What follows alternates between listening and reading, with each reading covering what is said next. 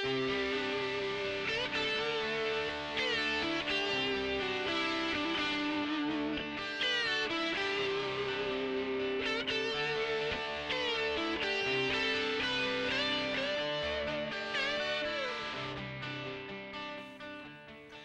welcome to Legal Action. My name is David Siegel. Thanks for joining us today.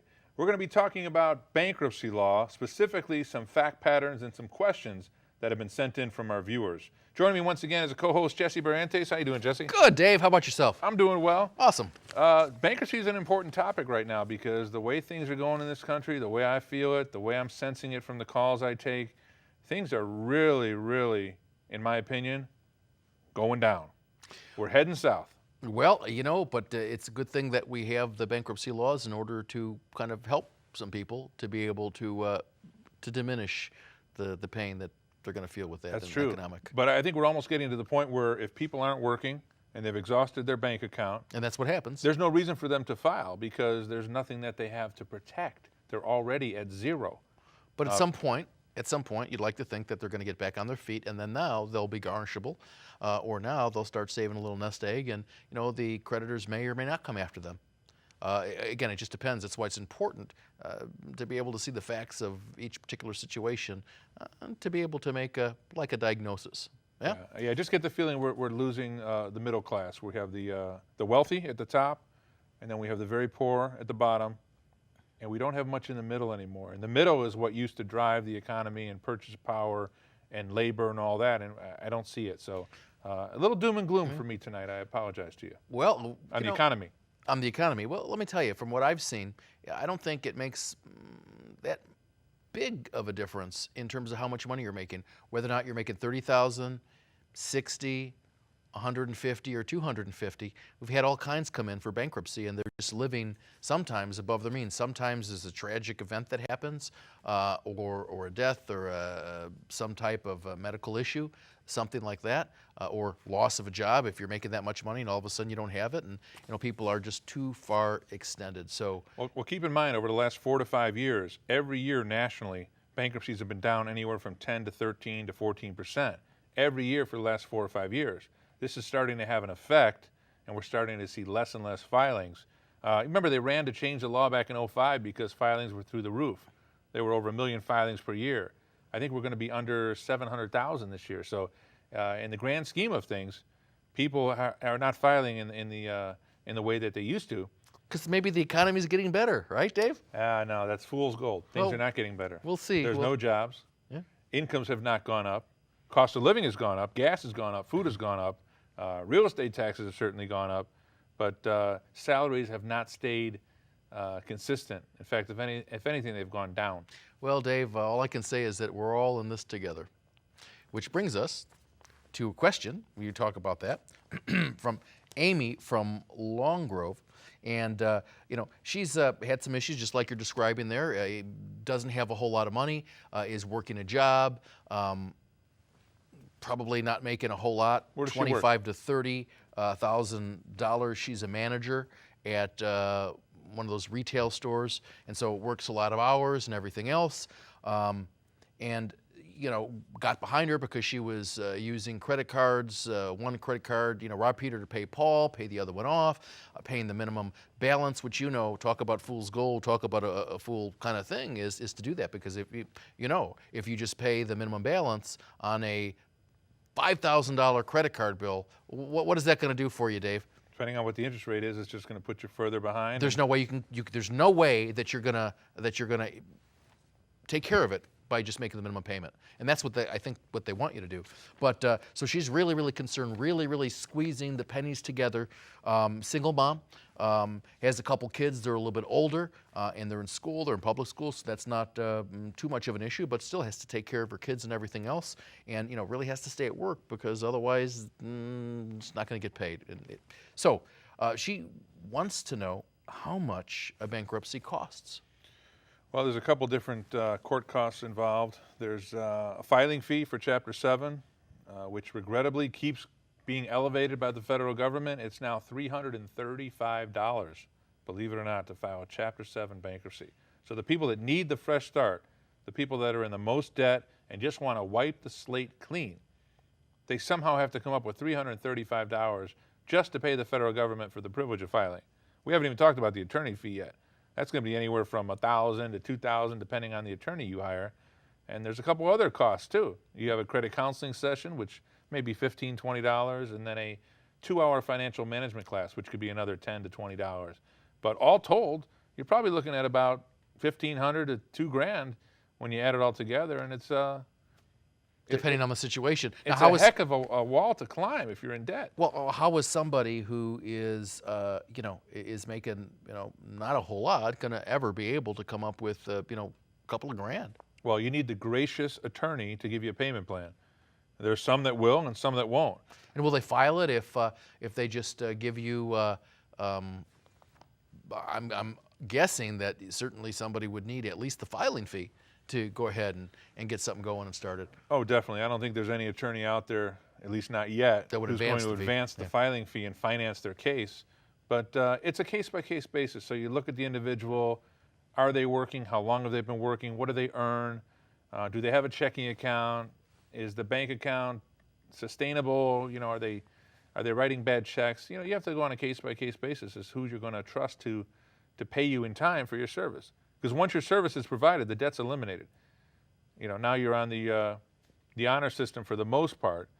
Even though there's a contractual obligation, you're really not going to chase somebody for a bankruptcy fee if they skip town on you. Very good. Well, we have Larry from Joliet, and he's married. They have some younger kids. She's working. They're both working jobs, making again similar amount of money as Amy did from Long Grove, but food industry. What kind of industry are we working in? Well, he is he's a cook at one of the restaurants, and so his hours are a little bit different. And well, for cooks, it could be. It's not like it's Gordon Ramsay, okay, and one of these celebrity chefs and making a ton of money. It's tough, long hours, and kind of wear and tear on the body there. So we're talking a real restaurant, not a Chipotle or a fast food. Right? No, a real restaurant. But again, line cook, not the chef, okay. And then she works at Kmart. Okay, just regular job there, and they're doing the best they can in this economy, trying to make ends meet, trying to take care of the kids. Sometimes the parents kind of help out a little bit with food at some point here, but they've really worked hard at this point, and they're at the point where they've continued to rob Peter to pay Paul, but and so their credit is actually decent at this particular moment in time, but they both realize that they can't sustain it, and that's what they said. And so the question then becomes is what's that going to do to their credit score? And then also Larry wants to know what would happen if he just filed a bankruptcy. Is that going to affect his wife's credit score? So it's kind of like a twofold question. What's going to happen to their credit score if they do it together? And what if he just files it by himself or her by herself? What is it going to do to the other's credit score? Okay, well, the credit score, that's something that everybody is concerned about, probably overly concerned about. And I take it that Larry is probably overly concerned about it too. You have to look at the totality of the situation. What kind of assets do you have? What kind of debts do you have? What are you bringing in? What are you spending per month? Once you get past that equation, then you can worry about the credit score. Well, but Dave, they're going to want to be able to. It says here, the reason why they want to keep their credit score there mostly is because they want to be able to purchase a home, and even their cars aren't doing so well, and obviously they can't afford to go out and get another brand new car or two of them, but that's kind of what they're thinking, and they certainly need the transportation, and and hey, their family is growing a little bit there, and they would certainly like to have the American dream and have maybe one of these foreclosure houses. I don't know. Before they can even think about purchasing a house and getting financed, they have to get their debt situation in order. So they have to do something, whether it be a repayment plan, whether it be a Chapter 7 bankruptcy. Maybe they could work out a payment plan just directly with the creditors, maybe for less than what's owed. They somehow have to get the debt resolved first, and the credit will take a hit. If you compromise a debt with a creditor, it's going to report on your credit report that debt was paid back less than what was owed. So it's going to be a hit on that. If they have joint debt, then they should probably file together and wipe it out. But if the wife has separate debt, or if the husband has separate debt, they could file individually, and then the non-filer obviously gets the bonus, so to speak, of not getting the credit hit. If she's not any of the debt that he's filing on, and of course he'd have to file on everything, so we're kind of guessing here. They really didn't say whether or not they have joint debt, but I think it's probably reasonable to assume that they do. Yeah. How would it affect her score that way? Well, if she doesn't file and it's joint debt, it's going to affect her score, because her greater credit or report, lesser? Lesser. Her report is going to say that a certain account was included in someone else's bankruptcy. Now, she can explain this away to a lender and explain that she wasn't the one who filed, it was her spouse, and they could do that by checking the Social Security number. Sure. But the point is, it's not helping the family situation Right. if they're still carrying debt. So if you have a joint case and there's some joint debt, I strongly advise people to file together under that same filing fee, which I told you was $335, the same attorney fee. If you can wrap it up in one case, Sure. that's the way you want to do it. And you will be able to buy a house again, just not immediately. And a car, right. Oh, a car immediately. Just watch out, the interest rate's going to be high. As far as a house, you want to wait about 2 years to get a decent mortgage. But you also have to do more than that too, right? I mean, after your bankruptcy, you have to pay your bills on time. Yeah, you have to And these maintain people good seem like they credit. have, because their credit is good at this point. They just know they can no longer sustain it. Yeah, it's a little scary too with her income being relatively low and he in the restaurant business.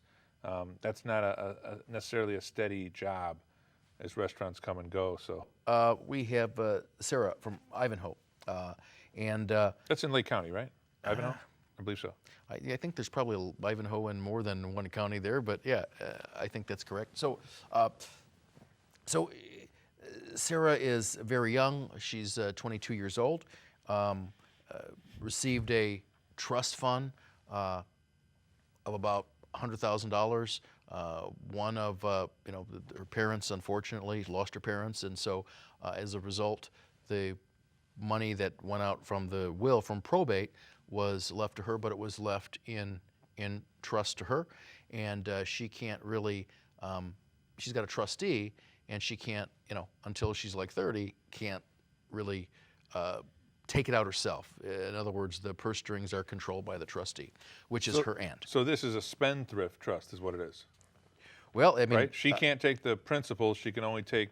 She can only take what the trustee will allow her to have. Okay, so she's really restricted on this. She's this really trust. restricted Okay. on that, and she's a young gal. All right, so the problem is that she used a credit card to buy things that, I don't know, do you need new clothes? No, I guess people do, but kind of ran it up there. Just really didn't have the experience. And Right after college? right after college, never was. And by the way, college is not one of those things that's kind of, there's no debt from that. The debt Okay. that she has is pretty much, debt from credit card, those kind of things. That's it. Nothing else. She's got a card that's paid for. Was paid for. That was one of the things that the trustee thought was an okay thing to do. Problem though is she's run up those debts on her credit card, and she wants to know if she's going to be forced to use her trust fund money to pay off her debts. Oh, well, hopefully she earned a lot of airline miles or cash back. But no, the bottom line is, in all sincerity, if it's a spendthrift trust, then it's protected. A trustee in bankruptcy would not be able to touch that trust. So she can technically eliminate her credit card debt, get back on her feet, keep the trust, and hopefully learn going forward to be more responsible with credit cards. The key word is hopefully. Again, very young, hey, you learn these things by experience. And what I've seen time and time again, other people will, I've seen people that have come in for bankruptcy. And again, you could do bankruptcy Chapter 7, right? 8 years in a day.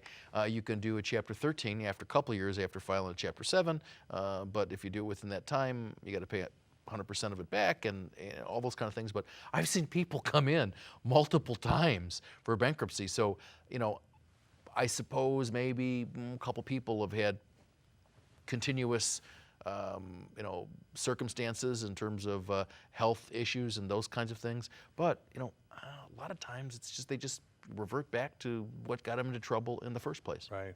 You know, one other thing, depending on how much is in the trust versus her debt, Mm-hmm. if it's a small amount to pay off, the trustee and her might talk and actually, pay off the debt if it's not significant. We have Gerald from Homewood, and Gerald is interested in his student loan debt. A lot of people have student loan debt, and he's worked very hard. Finally, out of college, owes a ton of money, doesn't have a job. The forbearances have, come. He's gotten extensions on those, and they're coming close to running out on his forbearance, and so now, he's looking at, gee, what am I going to do with my student loan debt? And he's looking at the possibility, and he knows apparently he's talked to somebody because he knows that for student loan, hardship. Okay. Where do you go to school? Oh, let's see here. University of Chicago. Okay. How much does he owe? $75,000. Okay. That's not bad for the That's University not of bad Chicago. for the University of Chicago. He must have put some money in. Yeah. Welcome to America. Scholarships. Yeah. Welcome to the new America. Sure. But what is a hardship, Dave? What is what's a hardship? And explain for the folks at home that caveat with respect to student loans. Well, student loans, anything for an educational purpose, is technically non-dischargeable, meaning it's not going away. You have to pay it. So anything for an education. So if I took money out of the equity line of my home for further education, and then decided to do a bankruptcy, I wouldn't be able to discharge that? No. If it's for an educational purpose, it's not eliminated. So things like tuition, student loans, any kind of loan for any kind of education, it sticks around. Now, the hardship discharge, people read about this, they hear about it, they think, oh, maybe I apply, I can get that because I don't really have the means to pay it back. In my experience, and the key case is In re Platter, Platter, you really have to be in a position where you are never going to be able to pay back that loan. So maybe it's a disability, significant disability, an extreme illness. Well, that's the only thing it could be, right? Pretty if you'd much. never be in the position to be Right. able to pay it back. What if I was in prison? No, that's Well, why not? I'm not in a position to work. I'm going to be gone for 50 years. How Yeah, about that? Well, then I guess I shouldn't be worrying about it, Yeah, you right? don't need to really Yeah, worry about that if yeah. you're going to be in prison for 50 years. But that's not the kind of hardship that the court has deemed relevant. It's whether or not you have the ability to repay it back ever. And the point I'm making is you really have to be so out of it, in such bad shape, that the least of your worries at that point would be a student loan debt calling to try and collect. I mean, not to be morbid, but an example of someone who was a vegetable or something to that extent, that would obviously be a hardship discharge. It But sounds like a whole lot more than a hardship. yeah. Figure if you have a student loan, you're not getting out of it. And you'll be safer if you believe that than if you think in your mind that you're going to be entitled to some sort of hardship discharge. So even, Dave, if I'm on Social Security for drug abuse because that's my illness, I'm not going to be able to get out of paying my student loan back? I don't think you're going to get out of it. And the government is going to fight you tooth and Even nail. if I'm on Social Security? Even if you're on Social Because Security. there's a determination by a federal agency that says I'm disabled and I'm not able to work. That's why they're providing me with the Social Security funds. Yeah, but here's the thing. Something could happen in the future that can turn you from disabled to non-disabled. A miracle. Yes. A cancer patient could get a cure. Yeah. Things like that. So the government will fight you tooth and nail and make you prove your case. And I just have not seen too many success stories. So student loans, they're sticking around. All right. Oh, this is a good one. It's from Natasha from Palos Hills, and it's kind of a situation that that a lot of people have. She is, fairly young, 19 years old, and obviously 19-year-old, you haven't built up your credit or anything else. She's got an older boyfriend, a little bit older, who has signed for her brand new car. And so, kind of the problem is that, she was working, didn't work out, looking for another job right now, not able to make the payments. She's living with her parents. And so the car is in default, and in fact, they repossessed it. And so she's wanting to know, and she's still together with her boyfriend, wanting to know how she going to keep him from being responsible for that repossession if he has, co-signed for her loan. The loan's in both names? Yes. Okay, he they're signed both on the loan. hook for the debt. Mhm. Even though he didn't pay it, even though she was driving it, it's a joint debt, and either one of them can be sued for the deficiency. So what's going to happen is when the vehicle gets repossessed, the lender then will put it up for auction. They'll send a 21-day notice Right. that they intend to auction it off.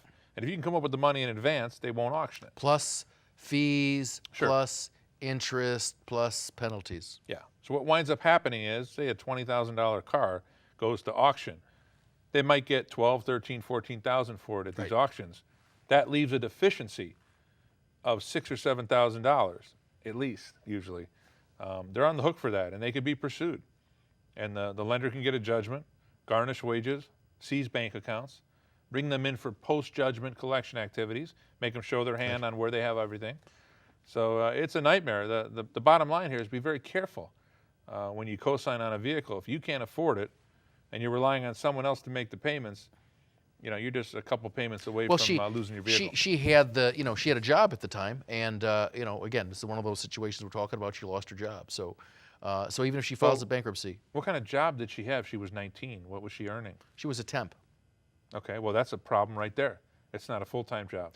Well, no, a temp secretarial worker, where you work, and if you work at a place long enough, then you're able. A lot of times they extend offer of permanent employment rather than just the temporary stuff. So she thought that she was doing well and everything else, and I guess somebody came back that used to work there, and they opted for that other person. Yeah, you got to be very careful with the big ticket items. Be very careful on mortgages that you can't afford, vehicles that you can't afford. It's one thing to run up the credit cards. It's another thing to be on the hook for a $20,000 vehicle or a $200,000 mortgage. True enough. All right, we have Jim from Chicago, and again, this is another good question. Relating to credit card debt, non-secured debt here, and Jim has a wife. They've always kept everything separate. He has his own bank account. She has her bank account. He has his credit card. She has her separate credit cards. Those things are in separate. They've done everything since they were married. They've been married for about 7 years. Have a couple kids. 6 and 7 years old, so they took care of that kind of right away, and he's just kind of concerned that his wife has charged stuff up, and he's worried that he's going to be responsible for her credit card debt. And again, they've split everything, so things, her credit cards are in her name, his credit cards are in his name, and so he's wondering whether or not he's going to be on the hook for that. Well, for the most part, I'm going to speak in generalities. Sure. Here. Her credit card debt is going to be separate. Unless he signed as a responsible party No, he for payment. didn't sign. He kept him, from the beginning. I don't know why, but Okay. from the beginning. He's going to be okay. They can't really pursue him. Now, there is one caveat. If the purchases are for a family purpose, somebody could technically make that argument. What's a family purpose? I mean, we're not talking about the medical support. That's what I'm Act. referring to. A lot of people put the medical stuff on credit cards. But that's medical. So if they're not medical, so if let's say that some of those charges are for furniture or are for groceries or stuff of that nature, that doesn't apply to the Medical Support Act. Right. It does not apply. Right. But I just wanted to give that one little Sure. caveat. There is a slight chance that one of those creditors could pursue the spouse who didn't actually incur the debt. They have a condo, so they have a little bit of equity in the condo. So what's what happens if they get a judgment against her? Obviously, they can garnish her wages if they wanted to, but could they not also put a lien on the house? It's in her name. They could. They can put a lien against the house if the house is in both names. Now, it depends also on how the house is held. If it's held joint tenancy, husband and wife, tenancy by the entirety, then unless it's a joint debt, the creditor cannot actually enforce the lien until the time the property is sold. So there's some tricky things with this, but let's just say for general purposes of this show, separate debt is just that. It's separate, and let's leave it at that for the most part. I don't want to get too esoteric here. Sure. Joint debt is joint, separate debt is separate, in a nutshell. Okay. All right. We have Andy from Naperville. And Andy has had some dealings with lawyers and some various situations, some good stuff, some not so good stuff, and Some criminal. some criminal, but not nothing major, quasi-criminal, I guess. And the problem is, he's just frustrated on how things just take so long to get done, and there's always a continuance. And was told one thing about something being taken care of in a couple months, and then it stretched out into 4 months, and then 6 months, and then 8 months, and just never seems to conclude.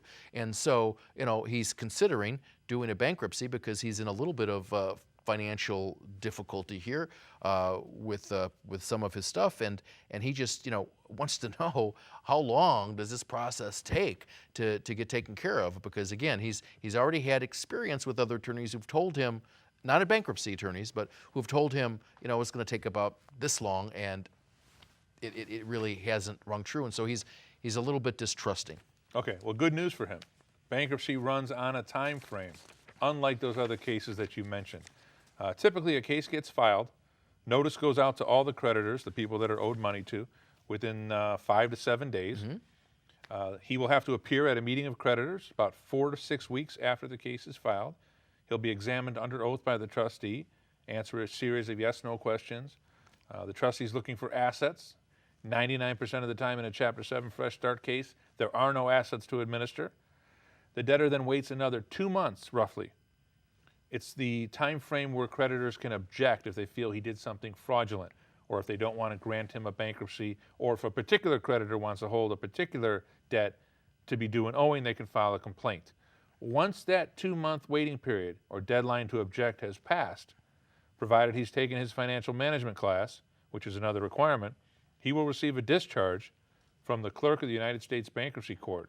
So you're looking at about 110 days from start to finish if everything goes smoothly and nobody objects. And usually nobody objects as long as the debtor hasn't done anything fraudulent, hasn't run up the credit cards, hasn't given away or sold anything for less than its fair market value. So about 3.5 months-ish? Yes, about 3.5 months. But the beauty is, once the notice goes out, the collection actions stop. The wait a minute now. calls stop. Now, I mean, they're supposed to stop. And you and I both know that a lot of our clients have received continuing, kind of, I guess there's nothing else to call it but harassment from some of the collecting agencies that aren't, above par. Yeah.